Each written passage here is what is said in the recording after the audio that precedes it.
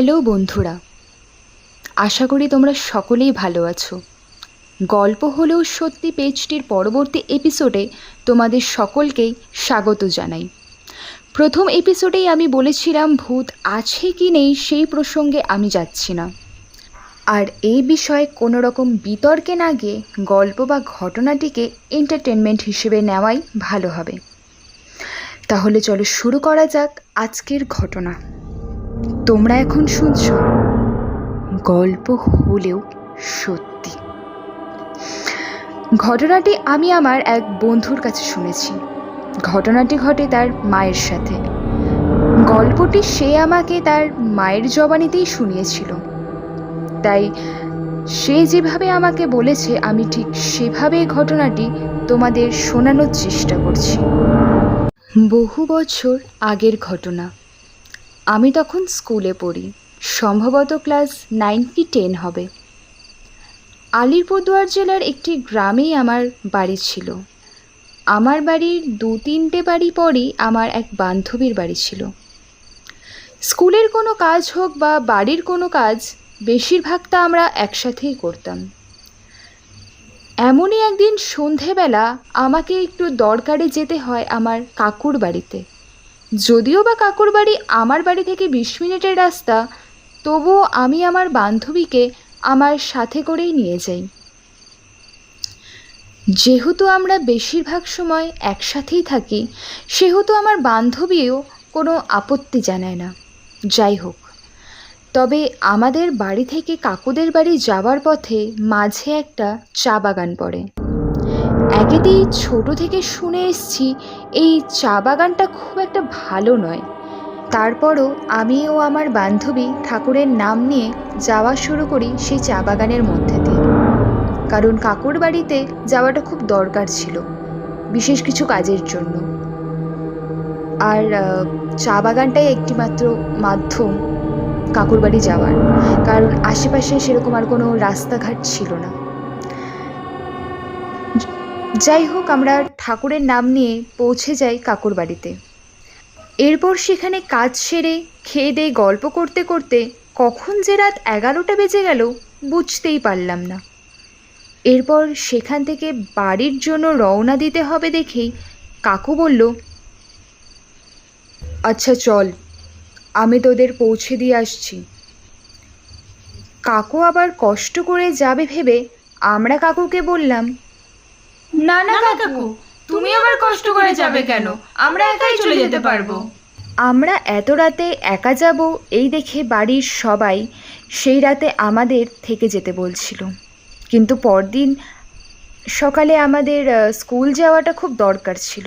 সেই জন্য আমরা আর কথা না বাড়িয়ে বাড়ি যাওয়ার জন্য প্রস্তুত হলাম। আর কাকুকে বললাম, কোনো ব্যাপার না কাকু, আমরা তো দুজন আছি, গল্প করতে করতে ঠিক চলে যেতে পারবো। তাছাড়া বেশি দূর তো নয়, এই তো সামনেই। এইভাবে কথা বলতে বলতে ঘড়ির দিকে তাকিয়ে দেখি তখন 11:15। কাকু বলল, বেশ, সাবধানে যাস। এরপর আমরা বেরিয়ে পড়ি বাড়ির উদ্দেশ্যে। অন্ধকার রাত, চা বাগানের ভেতর হালকা চাঁদের আলোয় পথ দেখে হেঁটে যাচ্ছি। আমাদের কাছে কোনো টর্চ বা কোনো হেরিকেন ছিল না, তাই এই চাঁদের আলোটুকুই ভরসা। আমরা দুজনেই চা বাগানের মধ্য দিয়ে হেঁটে যাচ্ছি। একটা জিনিস লক্ষ্য করবেন, যখন কোনো জায়গা খারাপ বা সেখানে কোনো অলৌকিক ঘটনা ঘটেছে জানা সত্ত্বেও সেই জায়গায় যখন আমরা থাকি, তখন কিন্তু আমরা সেই জায়গাটার বিষয়ে বেশি কথা বলি। ঠিক এমনটা হয়েছিল আমাদেরও। যখন আমরা চা বাগানটির মধ্যে দিয়ে হেঁটে যাচ্ছিলাম, তখন ওই চা বাগান সম্পর্কেই আমরা বেশি কথা বলছিলাম, যে এখানে অমুক হয়েছে, তমুক হয়েছে, এমনকি অদ্ভুত অদ্ভুত শব্দও শোনা যায় এই বাগানে রাতের বেলা। গল্প করতে করতে আমার বান্ধবী বলল, ওখানে ওখানে যেন দাঁড়িয়ে আছে। আঙুল দিয়ে একটি গাছের দিকে ইশারা করলো। আমি যদিও বা সেখানে কিছু দেখতে পেলাম না, কিন্তু তবুও আমার মনে ভয় ধরল। আমার বান্ধবী আমাকে ঘাবড়ে যেতে দেখে বলল, তুই সত্যি ভয় পেয়ে গেলি নাকি? আরে আমি তো একটু মজা করছিলাম।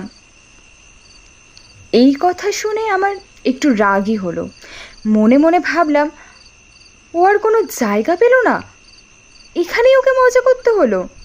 রাগান্বিত ভাবেই ওকে বললাম, মস্করা করিস না তো, চল, অনেক রাত হয়েছে, চল এবার। এই বলেই যখন আমরা দুপা বাড়িয়েছি, ঠিক তখনই আমরা বুঝতে পারলাম যে আমাদের ডান দিকে একটি গাছ থেকে কোনো একটা ছায়া সরে গেল। এই দেখে আমরা দুজনেই দাঁড়িয়ে স্তব্ধ হয়ে গিয়েছিলাম। এবার আমাদের দুজনেরই মনে ভয় ধরল।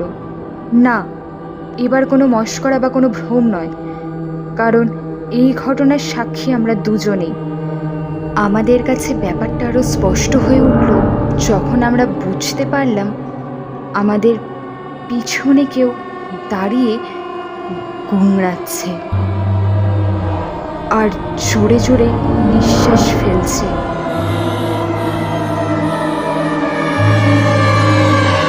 এইরকম পরিস্থিতিতে আমরা কি করব কিছুই বুঝতে পারছি না। রীতিমতো ঘাম ঝরছিল শরীর থেকে। কিছুক্ষণ স্তব্ধ হয়ে দাঁড়ানোর পর গোংরানির আওয়াজটা বন্ধ হয়ে গিয়েছিল। সাহস করে আমরা পিছনে তাকালাম, কিন্তু এ কি আশ্চর্য, কোথাও তো কেউ নেই। তাহলে কি এটা সম্পূর্ণই আমাদের ভ্রম? আমিও আমার বান্ধবী দুজনের দিকে তাকালাম। চোখের ইশারায় একে অপরকে বললাম,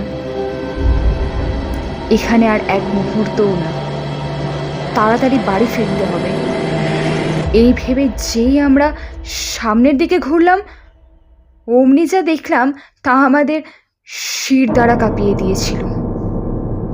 আমরা দেখি ঠিক আমাদের মুখের সামনে একটি অদ্ভুত চেহারা। মনে হচ্ছিল যেন সেই চেহারা দিয়ে রক্তের ঝর্ণা বয়ে যাচ্ছে। শুধু যেন তার মুখটাই ছিল, শরীর বলতে কিচ্ছুই ছিল না। আমরা এই দৃশ্য দেখে কিছুক্ষণের জন্য ওখানেই স্তব্ধ হয়ে যাই। চেতনা পেতেই আমরা এক দৌড়ে চা বাগানটি পার করে এসে একটু নিঃশ্বাস ফেলি। তবে এবার আর আমাদের সাহস হয় না পিছন ফিরে তাকানোর। সারা শরীর ঘামে ভিজে একাকার হয়ে বাড়ি ফিরলাম। তখন প্রায় 12:30। বাড়িতে সবাইকে সবটা জানানোর পর আমরা আমাদের ঘরে গিয়ে শুয়ে পড়ি, কিন্তু সেদিন রাতে আর ঘুম আসে না। কারণ চোখ বন্ধ করলেই শুধু সেই ভয়ঙ্কর চেহারার অবয়ব আমাদের সামনে চলে আসে। সেই ঘটনার পর থেকে আমাদের স্বপ্নে শুধু ওই চেহারাটা ভেসে উঠত। আমাদের ঠিকমতো ঘুম হতো না, যার কারণে আমাদের শরীরও অনেক শীর্ণ হয়ে গিয়েছিল। এমন হওয়ার ফলে এই ঘটনার প্রায় 1 মাস পর আমাদের দুজনের বাড়িতেই পুজো করে এক সুতোয় গাঁথা আমের পল্লব দিয়ে বাড়ির চারিদিকে একটি রক্ষা কবচ লাগানো হয়েছিল, যার পর থেকে আর কোনো স্বপ্ন বা কিছু হয়নি। এরপর ধীরে ধীরে সব কিছু ঠিক হতে শুরু করে। তো বন্ধুরা, এই ছিল আজকের ঘটনাটি কিন্তু সত্যিই বেশ ভয়ঙ্কর ছিল। আর আমি এমনিতেও শুনেছি অনেক গ্রাম্য অঞ্চলে বা এসব বাগান টাগানের দিকে অনেক অপদেবতা ঘুরে বেড়ায়। যাই হোক, সত্য মিথ্যা আমি বিচার করছি না এই ঘটনার। তবে আমার বন্ধু আমাকে ঘটনাটি যেরকমভাবে বলেছিল আমার বেশ ভয়ঙ্কর বলেই মনে হয়েছিল বলে আমি আপনাদের সাথে শেয়ার করলাম। যদি গল্পটি ভালো লেগে থাকে তাহলে অবশ্যই একটি লাইক করো আর চ্যানেলটিকে সাবস্ক্রাইব করতে ভুলো না। আর হ্যাঁ, কমেন্ট করে বলো কেমন লাগলো তোমাদের এই গল্পটি।